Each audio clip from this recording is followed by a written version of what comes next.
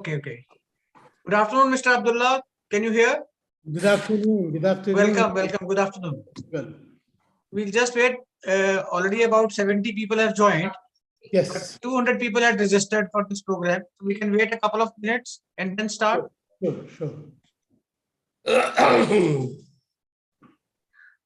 Mr. Dugal, I'm just trying to share the screen to just check that if it's okay. Okay. Please. Okay, it's already being shared. Okay, then it's there's an issue. Okay. If you can just unshare your, whoever is sharing it, if you can just. Okay, Rashmi, please help him share his screen.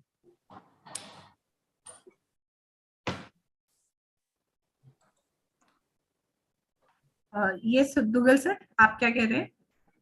Mister Bipin Menon जरा screen share करिए, उनका भी आ जाएगा, presentation देखने आ जाता है. हाँ, आप एक बार अनशेयर कर लीजिए, उसके बाद I'll have to only then I can share. Okay. So Animesh, you just unshare your. Yes, I think so. He has done. You just give rights of sharing to Mr. Menon. Okay, that's fine. I think now I can see it. Yeah. It's visible, no? I just wanted to check before I. Yes, visible. Okay, fine. Thanks. Then. Thank you. Then I think it's fine. इधर देखिए फटाफट कैसे बंद करूँ यहाँ से बंद करना मेरे को क्या बंद करना है इसको जूम पे जब आया वो है जूम पे जो आया वो बंद करते हैं बोर्ड ऑफिसर से याद पढ़ लूंगा ना लॉन्च मीटिंग नई मीटिंग करनी है ना नहीं मेरे को किसी का ये आया वो ये बंद करते हैं यहाँ पर बंद करना है हाँ इसको बस इसको ऐसे ही बंद कर दो ऐसे थोड़ी होगा फिर वो तो चालू रहेगा यहाँ से आगे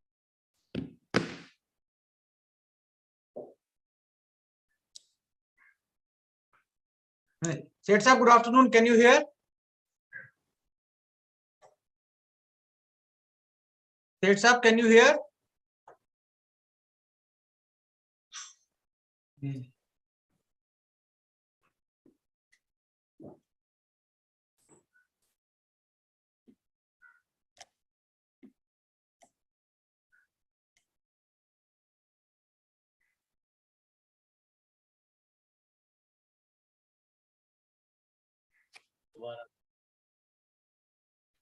Yes, Dukalji. Good afternoon, sir. Can you hear? Yes, I can hear. Good. We'll just start in couple of minutes. Already about 100 people have joined.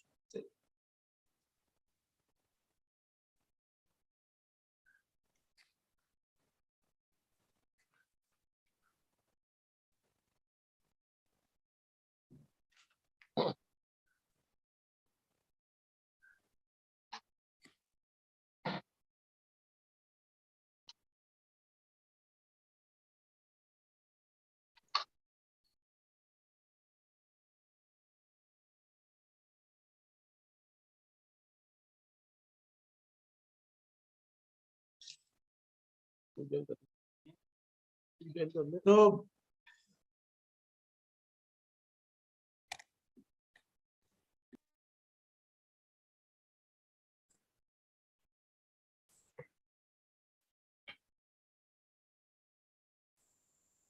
Rashmi, all okay? Should we start? Yes, sir. Over 100 participants have joined.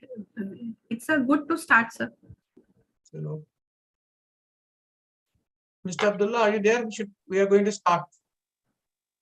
Yes, I'm here. Okay. Yes. So, welcome everyone to this webinar on India-UAE CEPA. I would first like to congratulate all the exporters who have helped us achieve the target set by our Honorable Prime Minister of $400 billion. Out of this $400 billion, about 10%, $40 billion is the share of gems and jewelry sector. And UAE is the most important foreign market for us. And this year, the target being given by the government is $50 billion out of $500 billion being set for the entire country. And to help achieve this target for our sector, India has entered into an agreement, a comprehensive economic partnership agreement with UAE recently. I'm sure this agreement is going to help achieve this target for our country. Not only for us, but also for the UAE. It will be a great boost for the trade. And UAE, I think we are targeting a target of about $10 billion for achieving in the year 22-23. To understand the intricacies and the finer points of this CEPA agreement, we have organized this seminar, and we have learned panelists, Mr. Abdullah Al-Basha Al-Nuaimi, who is the commercial attaché and the UAE embassy. He is a career diplomat and a master's in international relations from Leiden University in Holland. And I am very happy to share that he just joined the embassy in Delhi about 7-8 months ago. And I had a chance to meet him, I think just about a week after he had joined. India was yet to start negotiations for the CEPA agreement, but the interest he showed in improving the trade relations between India and UAE were remarkable. He at the outset assured that his embassy and he himself would do all to help the Indian exporters, go to Dubai and increase their trade. And he always welcomed any ideas, any suggestions which would help promote the trade between India and UAE. So thank you, Mr. Abdullah Al-Basha, for joining this. And I'm sure the members would benefit a lot from your insight into this trade agreement. We have also with us Mr. Bipin Menon, who is India Trade Service Officer of 97 batch. He needs no introduction because at least all the exporting members who are here in this program have known him. He has been associated with the foreign trade ever since he joined the service. He was posted in Geneva in the Indian Permanent Mission. He has been involved into various trade agreements which India has been negotiating with UK, Korea, Peru, EU, and affiliate with the UAE as well. At presently, he is heading the SEZ at Noida as Development Commissioner. And I may add that, Noida SEZ has a large number of jewelry units.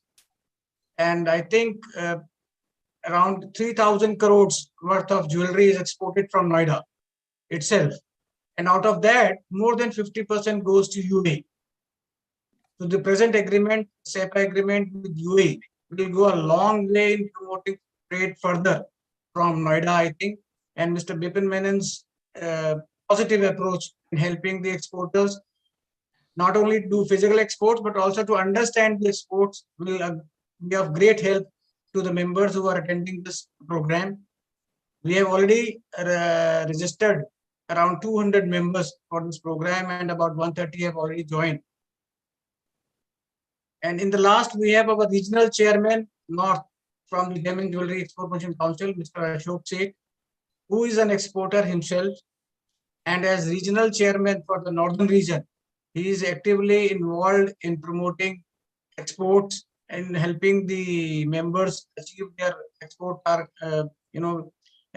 vision, in helping solve their day-to-day problems. He takes a keen interest in helping all the exporters. So welcome all of you to this program. And now I would request Mr. Abdullah Al-Basha Al-Nuaimi to say a few words on this India-UAE CEPA agreement.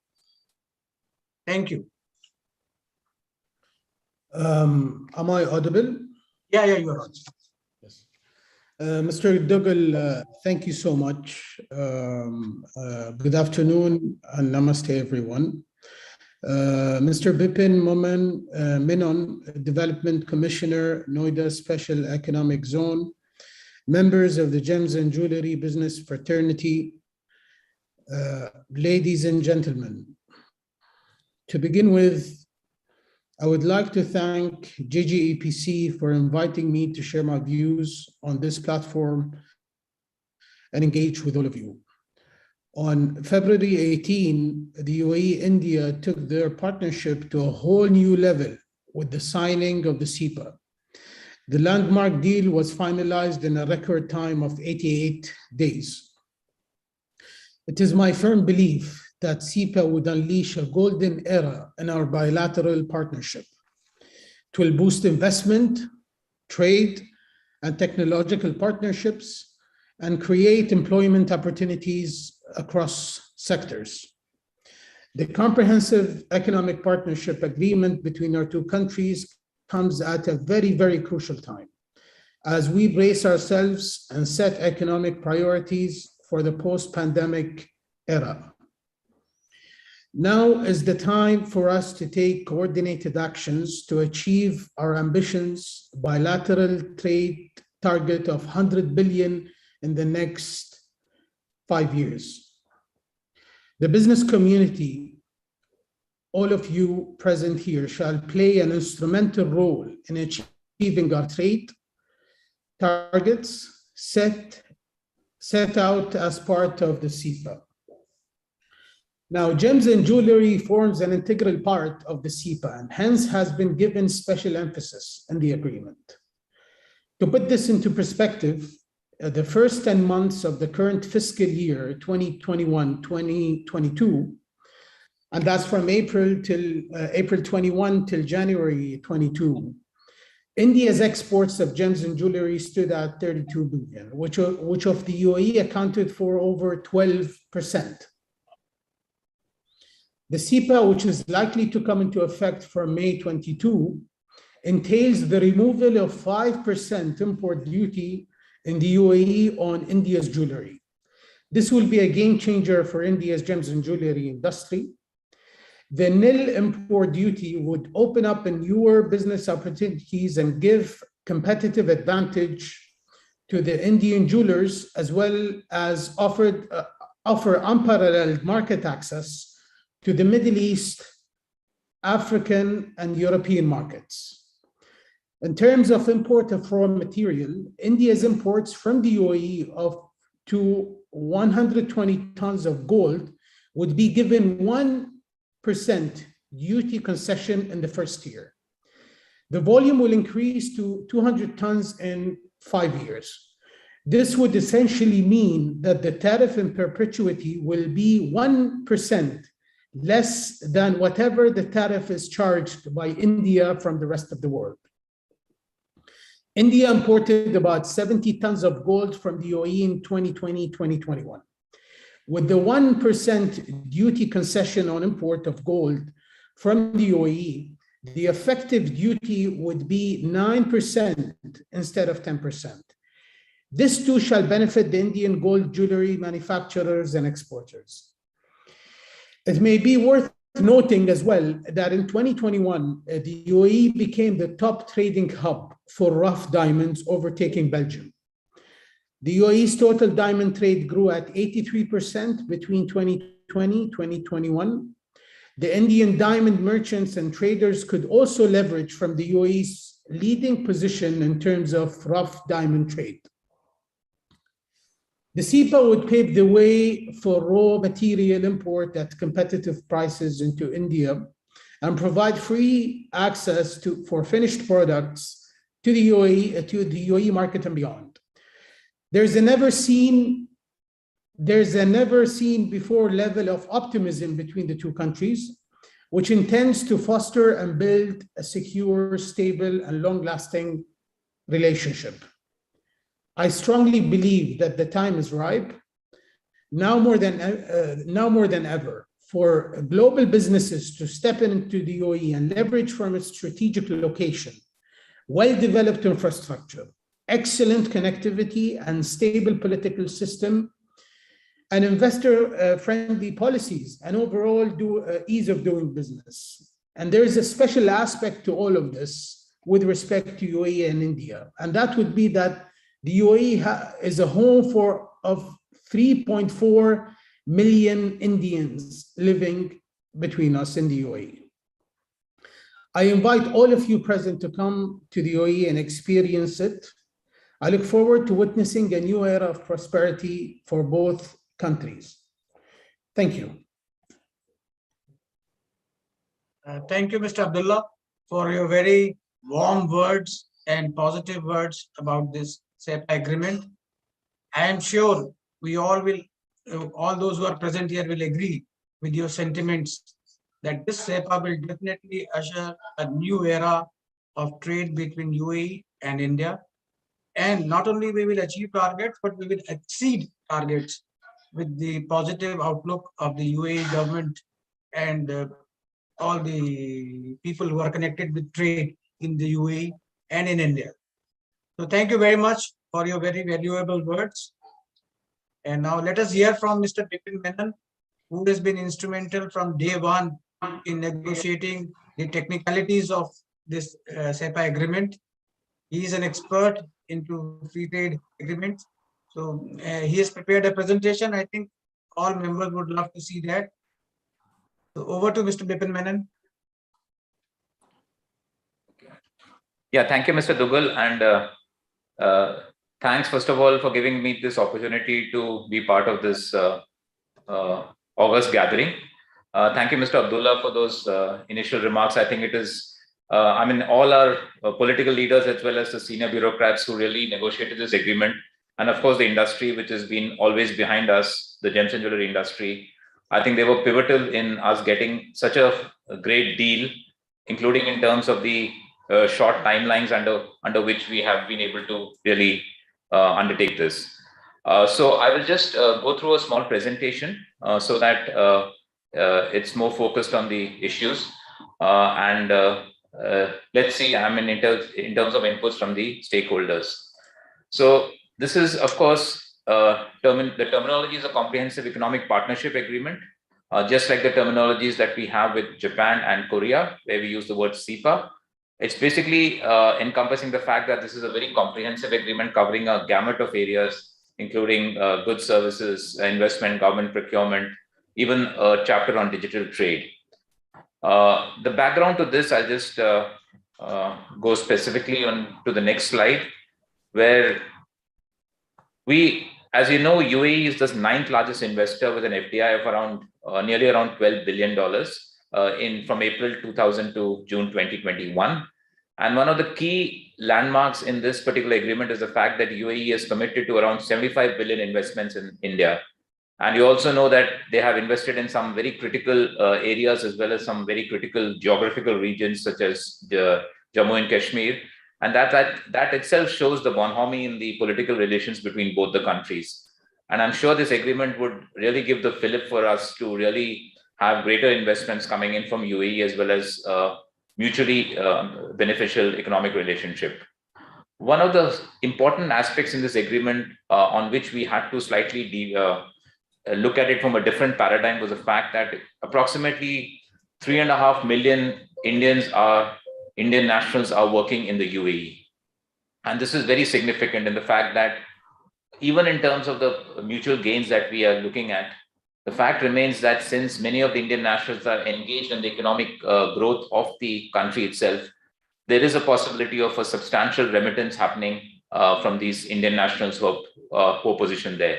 Therefore, UAE had to be taken in a different frame of reference when we were negotiating this agreement. It's, of course, a deep and a full agreement, as I mentioned earlier. And it's to the credit of our chief negotiators on both sides, as well as our political bosses, that we were able to do this in a record 88 days. Today, when we are negotiating with some of the other developed countries, I think it's the same probably with UAE also. Many of them are really amazed at the speed at which these negotiations had occurred. I think it's a credit to the political bosses as well as the chief negotiators who handled this really exceptionally well. The agreement was signed, as you know, on 18th of February.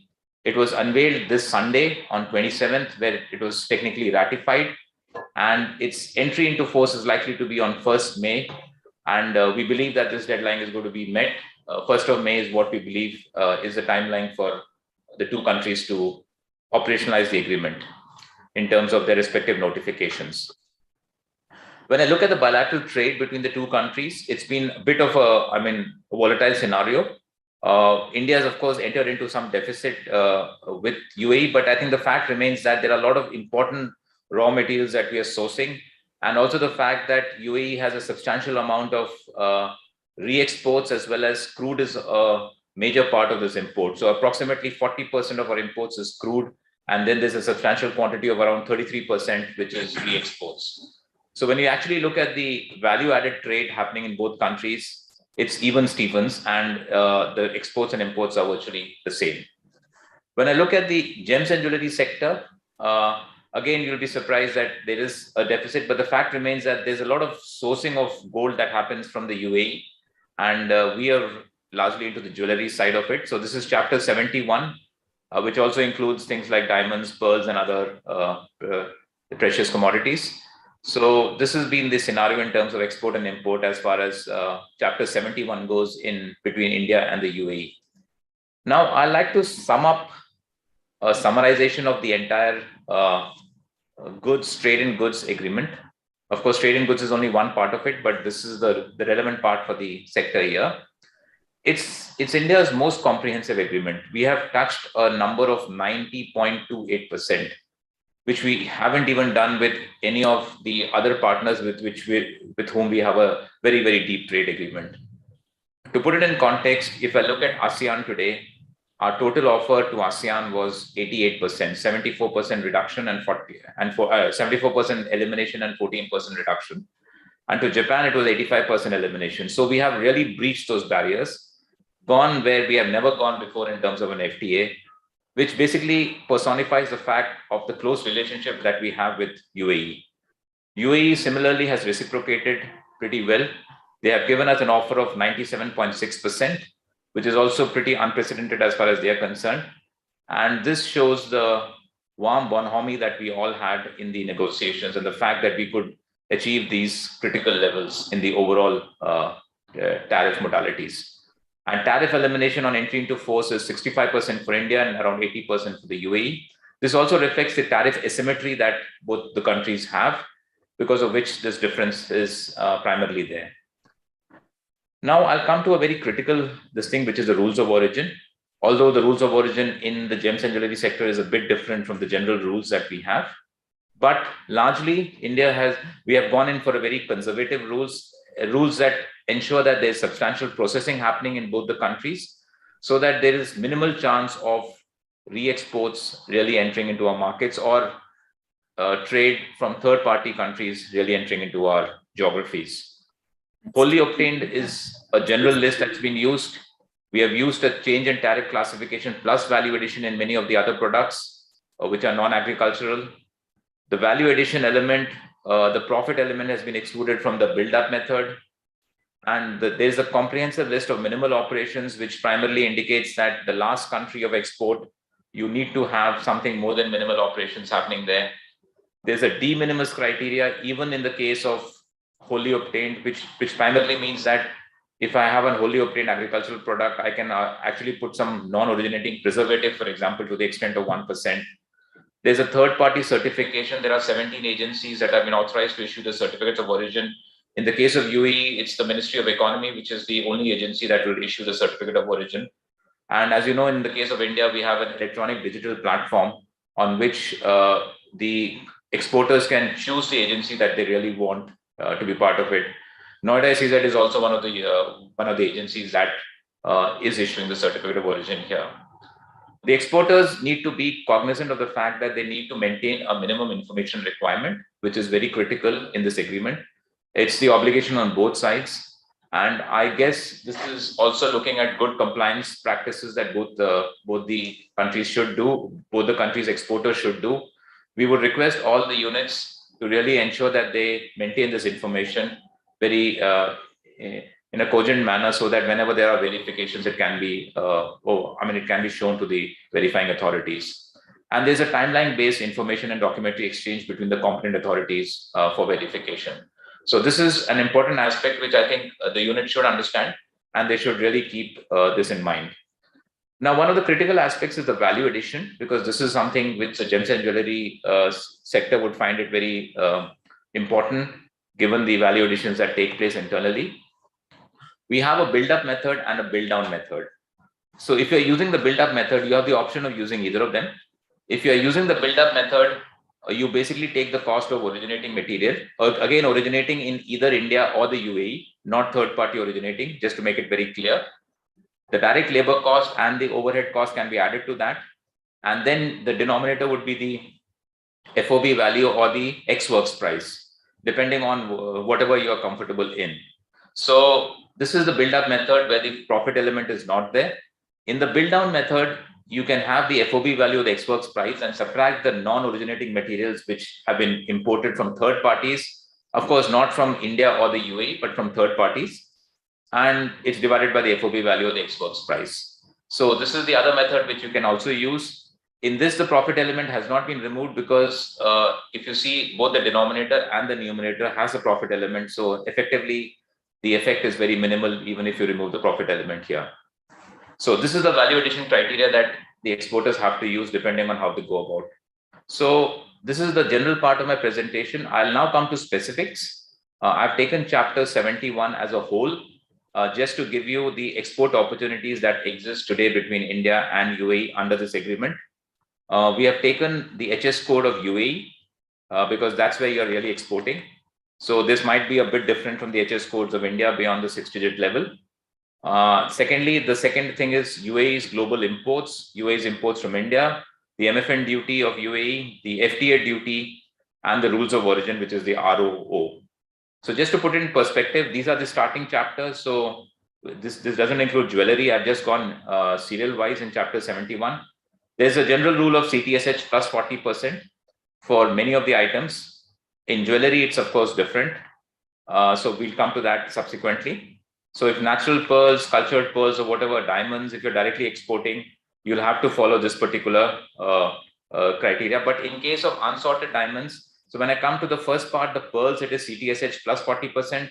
When I come to the diamonds, it is CTSH plus 6%. So you can get rough diamonds, polish it, export it to the UAE. And in certain cases, like other industrial diamonds, certain diamonds are at 0%. But when you look at 710229, which is other industrial diamonds, then there you have 5%, which goes down to 0%. So similarly, if you look at some of the other, the large ticket items, for example, 710239, which is currently being exported, other non-industrial diamonds. So if you're polishing this diamond and if you're able to achieve a 6% value addition, I think it makes a huge sense to get into this agreement. There's a 5% duty that is coming down to 0%. So 710239, other non-industrial diamonds, is one area where there's a huge potential for the Indian exporters.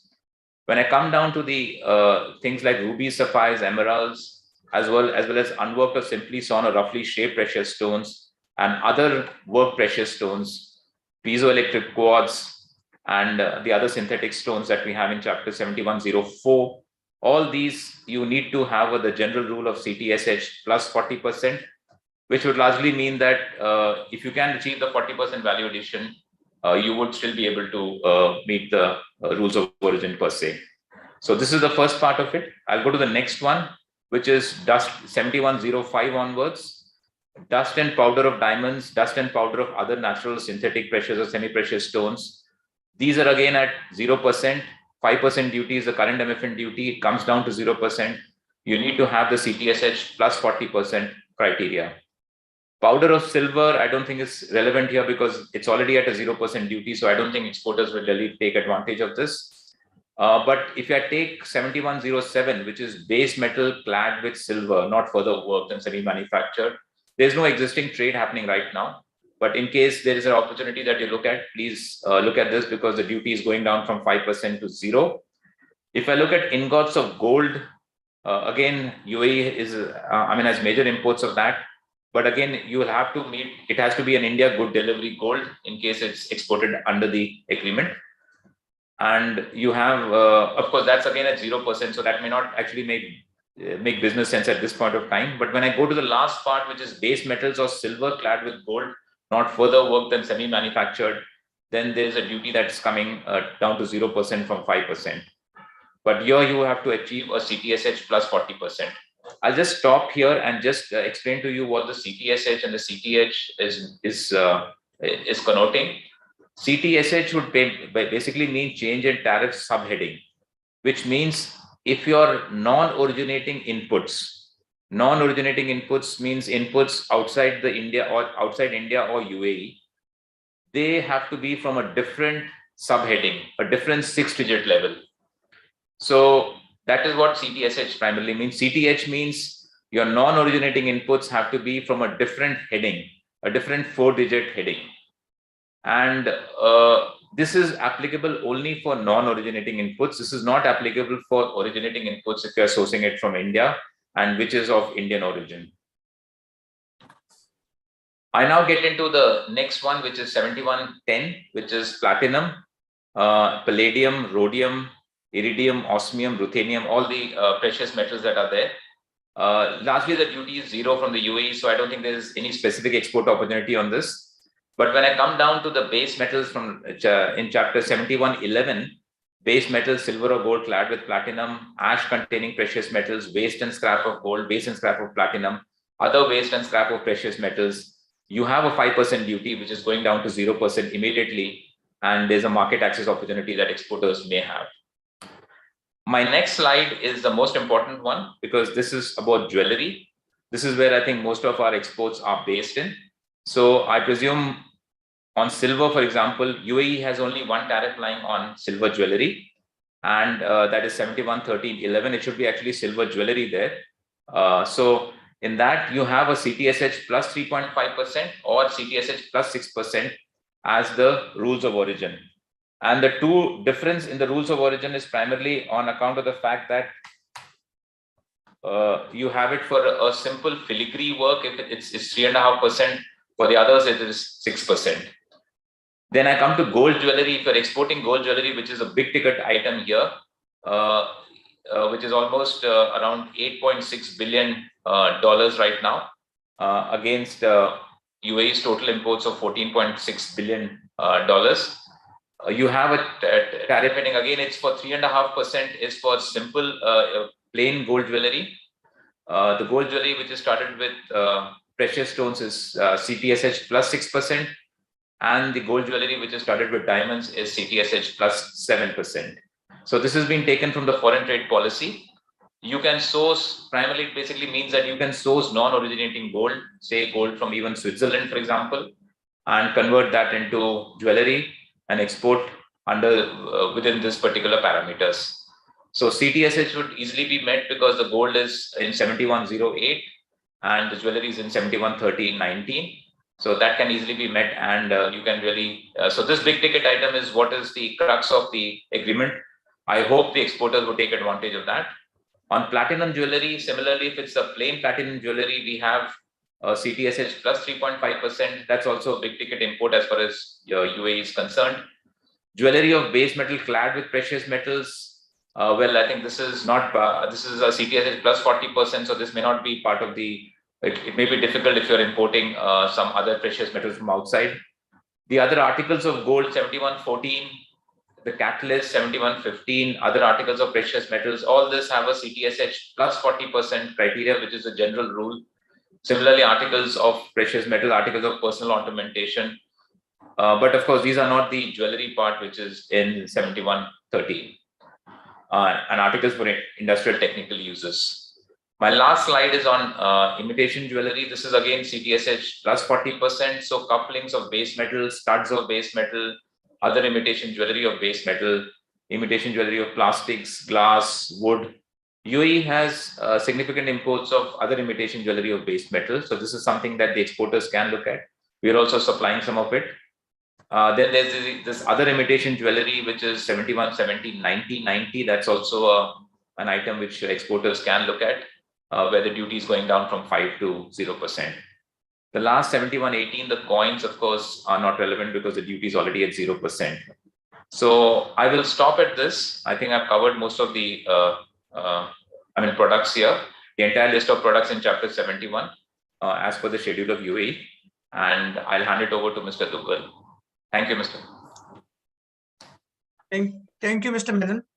I think your presentation was excellent, but at the same time, members would be having some queries, I'm sure, with regard to how the value addition will be computed and whether 40% is what is mandatory to achieve, and how are they going to achieve 40% value addition in items like precious stones, etc.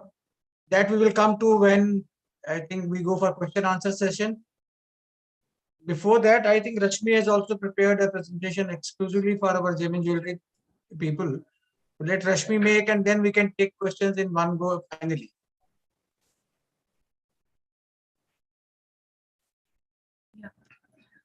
Thank you, Mr. Bipin Menon and Mr. Dugal. So, just in continuation of the discussion, what Mr. Menon has done with regard to the India-UAE CEPA, I'm just going to cover the other side. Other side means like the same kind of benefits that we are trying to derive from India-UAE, but this is tariff relaxations by India for UAE. So Bipinji has discussed what tariff relaxations are provided by UAE for Indian exporters. And what I am going to discuss is what relaxations Indian side has provided to UAE exporters. So why such kind of relaxations are required from both the sides? Number one, because it is an economic deal, and deal always based on the give and take relationship. So if we are, suppose if UAE is importing from India or India is importing from UAE, so relaxations are required to be done from both the sides. Either we can reduce the tariffs or we can eliminate the tariffs or remove the tariffs. So this is called the preferential duty under the FTA's program. Now, Bipinji has discussed what we have received from UAE, like what kind of benefit, tariff concessions, eliminations has provided by UAE. And it is quite clear, like UAE has removed duties, tariff duties, which is around 5% on various products of gem and jewelry. But with certain rules of origin, that rules of origin may be CTSH plus 3% or 6% or 40% even. So this is what UAE has provided to Indian exporters. Now, what India has provided to UAE is, because our chapter is 71, as you all know that, and tariff lines are 158. So 158, it was a critical matter, like on tariff lines, like on these 158 tariff lines, what kind of concession we should provide to UAE, because it should be ultimately a win-win situation for both the countries, India and UAE. At the same time, we have to take care our domestic industry should not get affected. So this was a critical question, and I'm just coming to this. These are the three, this is a kind of principle, basic principle approach that we usually follow while giving inputs to the government. One, we should see UAE exporter should be benefited because it's an economic deal and both the countries should benefit out of one kind of trade agreement, number one. Number two, at the same time, we have to see like Indian domestic industry should not be adversely impacted because there might be the impact in terms of the inverted duty structure also. And because gem and jewelry is our very important market, so specifically the jewelry products, so we have to take care of this aspect. And number three is Indian importers may or may not be benefit also out of certain concessions, like suppose in case of waste, scrap, ash. So in these kind of products, the benefit may or may not be derived out of such kind of trade agreements. So finally, it should be a win-win situation for both the countries. And while keeping this principal approach in mind, one, how we have done it. One, we have done extensive data analysis, like how much we are importing, exporting to UAE. Second, we have done the trade consultations, and topmost is we have done a lot of rounds of discussion with the government, specifically with Mr. Bipin Menon, like 4 to 5 rounds, while settling down all such kind of tariff concession that India should give to UAE or India should receive from UAE. So this is how the backdrop or the basis, this is a kind of basis on which we have derived the ultimately tariff concessions or tariff eliminations under this India-UAE CEPA. Now, if you see the first important thing, win-win situation. Now the question is win-win situation. Win-win situation. How we can try to achieve that? Suppose in case of India's exports, we have seen like gold jewelry. I'm just giving one illustration kind of thing. India's export of gold jewelry is the most to UAE, that is around $7 billion. And what we are importing is gold bar, that is around $3 billion. So if you see, there is a complementarity which exists between India UAE. So that's why if you see, we have asked for 5% concession from UAE, and on the other side we have offered some kind of benefits to UAE also, because UAE is one of the refining hub from where we are already importing a lot of huge quantum of gold from the said country. And if you see cut and polished diamond, again, we are exporting CPD $1 billion, and rough diamond, we are importing $5 billion. So again, if we see such these two commodities as an example, there is a kind of complementarity which already exists. That's why in case of gold bar, 10% tariff rate is there. So Bipinji has already discussed like 1% concession we have provided to on 200 tons. And in case of gold jewelry, 5% tariff elimination is in UAE. Now is going to be in effect from May 1. So this is the way, and these are the broad categories, like what are the key commodities which we are exporting: gold jewelry, CPD, LGD, silver jewelry, imitation jewelry, colored gemstone. So if you see most of the jewelry products that we are exporting to UAE, and gold bar, silver bar, rough diamond, these are the rough products. So we are importing, bottom line is we are importing rough commodities and we are exporting finished commodities. So if we see the basis, our offers are on the rough, and our offers are on rough, and our requests are on the finished product from UAE. Now, this is the link that we have already shared in one or our other emailers that have gone to all our members, but still we can again share this link through this PPT. These are the legends explanation. These are very important that Bipinji has already discussed. Like DI is tariff elimination immediate. Like 1st May is the effective date. So from day 1, this this tariff would be eliminated. TEP is tariff elimination phased, that is over a period of time, 10 years. Tariff reduction is again a preferential duty rates. Exclusion list, there are certain products which we have kept in exclusion list, like these should not be negotiated. TRQ, tariff rate quota, it means certain product, like in case of gold commodity, we have done a quota system, like up to 200 tons, we have provided 1% duty concession. So that's a quota system. Otherwise, we are importing 700 tons or 800 tons of gold. So on the entire import of gold, we have not provided concession, because absolutely gold is a very sensitive commodity, very sensitive metal, and it may lead to adverse impact on the economy as a whole in terms of BOT deficit. So everything, I just want to make you clear, like many factors have been considered, sector, then the exporters, importers, government, various stakeholders' interests have been taken into account while offering and requesting all such kind of concessions under this India-UAE CEPA. So now, I'm just going. This is the, as Bipinji has also shared one chart, that is the UAE chart. UAE ने जो India को offer किया है, so अभी हम लोग जो share कर रहे हैं जो इंडिया ने UAE को ऑफर किया है. So if you see pearls, I'm just going category wise. I'm not going into the details because of the time constraint.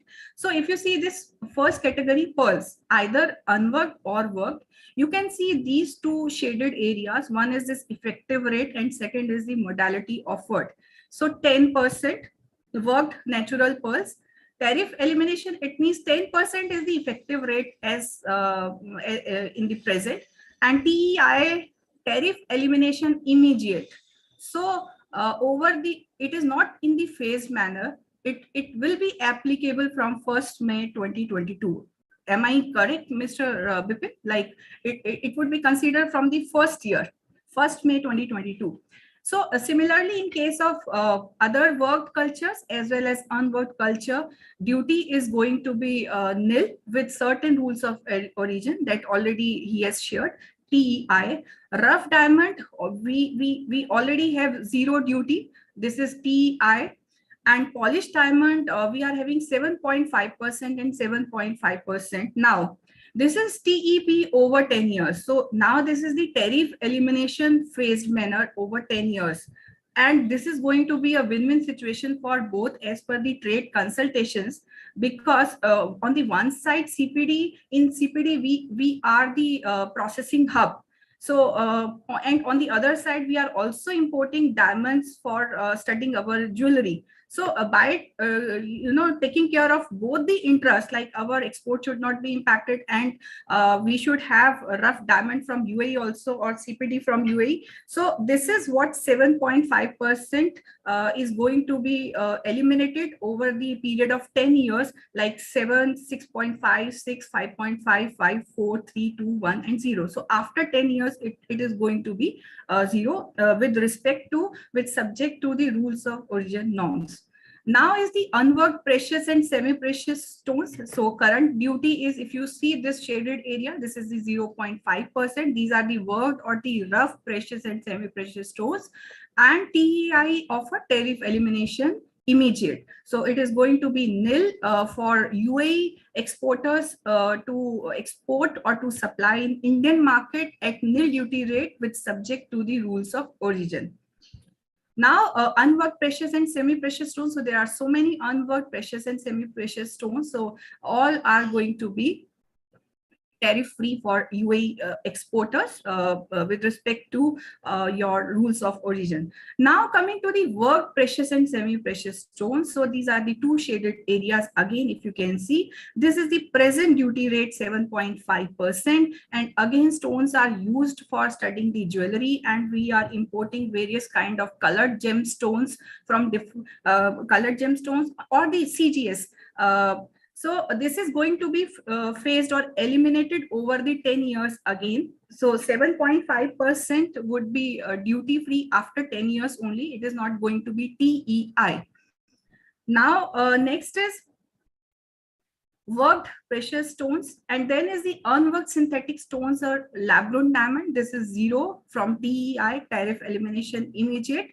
But on synthetics, we have kept it over 10 years because synthetics is a thrust area which we really want to again develop in the coming times. So that's why we have kept it like over the phased manner. Dust and powder, this is again TEP over 10 years.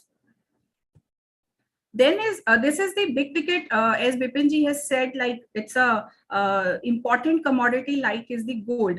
So current duty rate is 10%. So effective duty rate is 10%.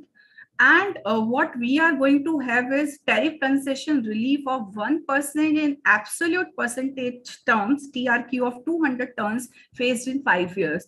Now, if you see in the expanded form, like year 1% duty reduction over the applied rate TRQ of 120 tons, then we are gradually increasing our quantum also, like 120, 140, 160, 180, 200, and then 200, like this. So on the one side, 1% duty reduction will start from 1st May, but if on the in first year it would be on 120 tons, then 140 tons, then 160 tons, then like 180 tons. So this would be a kind of, and this 200 tons is equivalent to $10 billion of gold imports. This is what we have tried to convert also. So $10 billion and 1% duty concession. Now is the PSR rules. PSR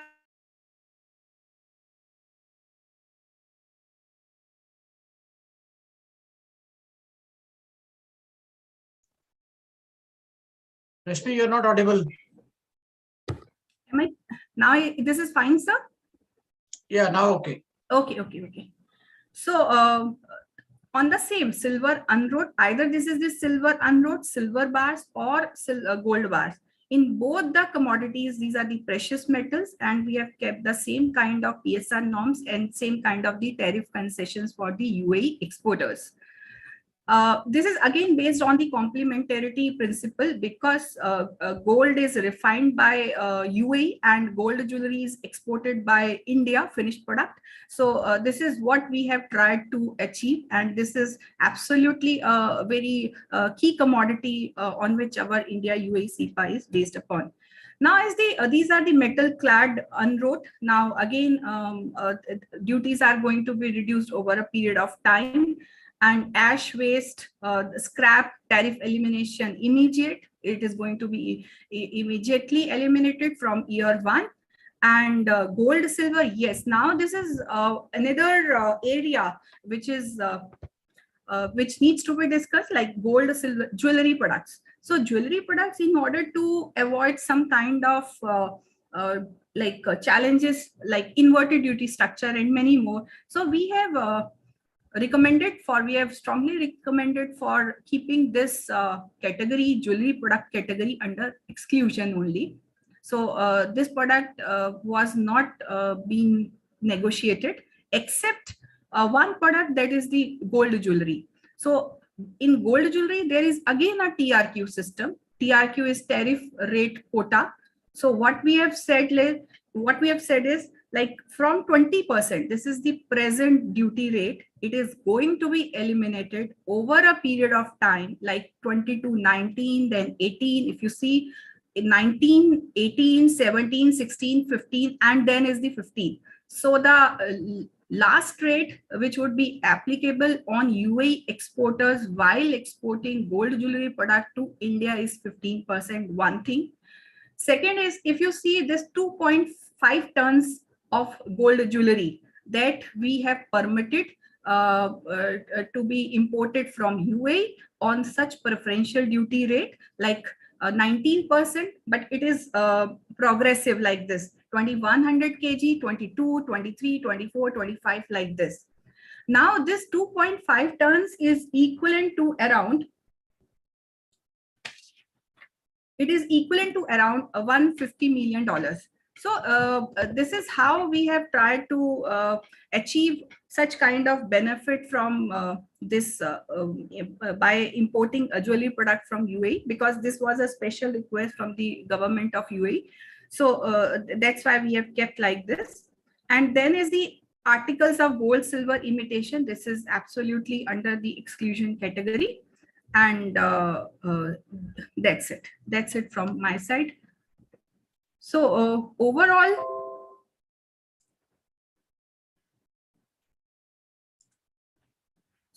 that's it, sir. This is from Indian side. All right. Thank you. So thank you, Rashmi, for a very detailed presentation. I'm sure the members must be having some queries and questions to ask. I think one question which comes to my mind and must be in the mind of most of the members is, Mr. Menon, if you could clarify how the rules of origin would be determined, especially for rough items like rough stones or rough precious stones or rough diamonds, where the rule of the criteria is CTSH plus some valuation.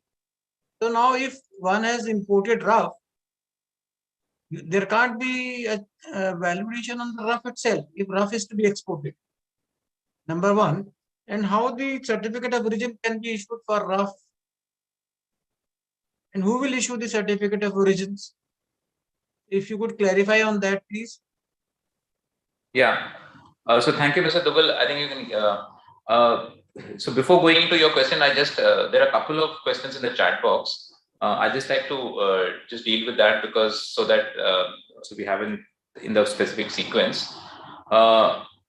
Firstly, the question is about the CTSH. So CTSH, again, just to make it clear to you, CTSH means change in tariff subheading, which means that, again, to make it very clear, it's non-originating in inputs from third countries. So if you are importing gold, for example, from Switzerland, or you're importing silver from some African country, these would be non-originating inputs. Even if an input is available domestically, for example, you're purchasing it from in a particular market, it's not necessary that it is Indian originating. It could be a third party originating metal. So any third party originating metal or input would have to undergo the change at the 6-digit level. And this happens in the case of gold, because gold is in chapter 70, is in the heading 7108, jewelry is in 7113. So automatically there is a change in the 6-digit also. So you should not have a problem to import gold or precious metals from third-party countries under this agreement, provided you meet the value addition criteria. Whatever that value addition criteria is, 3.5% for plain, 6% for starting with precious stones, and 7% for starting with diamonds. The second question I just wanted to come was again about somebody had asked a question about jewelry with precious stones. There, the rules of origin is CTSH plus 6%. So you need to have a 6% value addition if you are exporting jewelry with precious stones, which means you can import the precious stones, you can import the gold from a third party, provided you meet the 6% value addition criteria. Now I'll come to Mr. Duggal's question. Mr. Duggal, your question was about the raw, this thing. Whatever the raw material, if you're exporting, again, I mean, the whole objective of this agreement is to export value-added products, which is probably whatever the finished, product, or maybe even polished. I think in your terminology, basically polished products. So for a raw product, again, you will have to meet the particular rule of origin, which means if it is CTSH plus something, the CTSH may not be relevant anymore because there is no specific input. It's basically mined, for example. So it's got to be mined there. So there's no CTSH criteria per se because there is no specific input that is coming apart from the fact that it is being mined there. So you'll have to basically mine it in your country. If you have any particular inputs, some additional inputs which are being used in the rough, that's a different matter. But this CTSH, CTH, everything is only for non-originating inputs that are coming in. If there are no inputs, then this criteria will not be there. You'll have to basically get it from your particular country. You'll have to get it mined there and then have the value addition criteria also there. So, of course, there's technically no value addition that is happening unless you are basically cleaning it up or something of that sort. But technically that has to be wholly obtained if it is a CTSH plus something as a value addition criteria in that. So the export of raw cannot happen under the agreement unless it's mined in your country. So that is the answer to this. I'll just take up a couple of other questions. There was a question about gold. I think Rashmi had already mentioned that in gold bars, it has got to be UAE certified gold, first of all. And then there is a 1% duty reduction, only a 1% duty reduction for a quantity. 200 tons is the total quantity, but if you look at it, it's phased out. It's phased in different time periods. So you're starting off with 120 tons in the first year, going to 140, 160, 180, 200, and then freezing it at 200. So that is how exactly it will be administered. I think this is still work in progress. There were some discussions that happened with senior officials just last week on that. But they will do it through a quota. Howsoever they do it, there might be a time period for application of that quota. And once in that time period, people will apply, and then there will be a criteria for allotting the quota quantities to those units. But that quota would entitle to you to only a 1% reduction in duty. Then there is another question about whether we are eligible in the reduced slab of 9% since it's valid till a certain limitation. Well, I think it's again, the question is about the quota itself. So I don't think there should be a problem. There'll be a mechanism of administering that quota. And as and when the mechanism comes in, I think all the exporters can apply. Will we have to submit the certificate of origin of imported goods while justifying the export benefit? See, in this particular case, you will have to apply online on the common digital platform of DGFT. You will have to first go there and select your product, select the agency that you want to certify, and upload the relevant documents there. You don't have to submit a certificate of origin of imported goods. What you have to submit is the bill of materials and the invoices of those in order to gauge the value of those imported goods, based on which the agency can reasonably make a decision about whether the value addition has been met or not. So you only have to uplink relevant documents, maybe your bill of entry, maybe your bill of materials or costs there, in order to gauge what the value addition for the agency is. The agency could ask you for some additional documents depending on their level of comfort in terms of how they assess it. But this is how the procedure will really work. What is import duty on gold mounting from UAE to India? If you can specifically give me the HS codes, then we can discuss, because it's there in the schedule. There is a duty structure that is given in the schedule. So if you can specifically given 7108, but which particular 6-digit or 8-digit is it, then we'll be able to give you a specific answer. So thank you. That's all from my side, Mr. Dugal. Thanks. Any other queries, or if anyone has?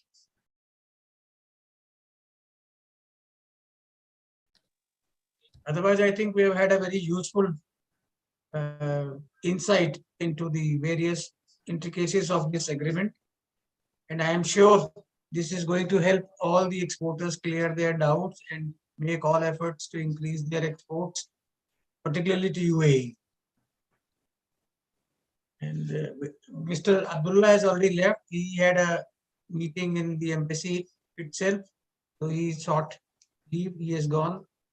And I would request Mr. Ashok Seth to give a formal vote of thanks to our panelists who have made presentations today. Ashok Seth ji. Thank you, Mr. Dugal.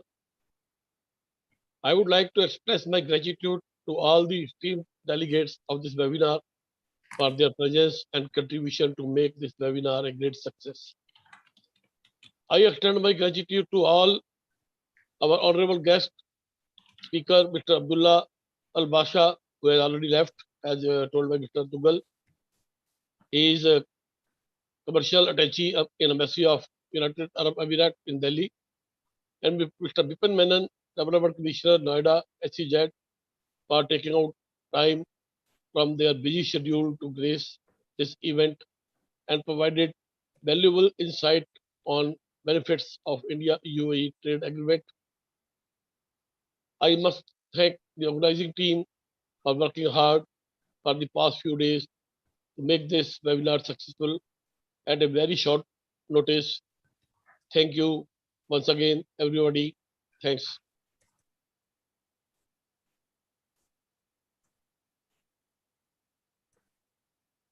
So, thank you, everyone, and thank you, Sorry, sir. Just 1 minute. If you can make one information, pass on one information, like in case of any further support for taking the information, so they can. Yes, members can contact DJEPC for any further queries that they might have regarding this agreement or for their exports to UAE. Yeah, I just contact. Yeah, sorry, I just wanted to thank profusely Mr. Seth, Mr. Dugal, and Mrs. Arora. I think JGPC has been very, very active in the negotiations, one of the most active councils, and we truly appreciate that. And finally, it's in the hands of the exporters to really kickstart the exports. So really thank you for associating me with this program. Thanks very much. Thank you, Mr. Anand. Thank you, and all the best to everyone. Thank you, sir. Thank you, Dugal, sir. Thanks. Bye.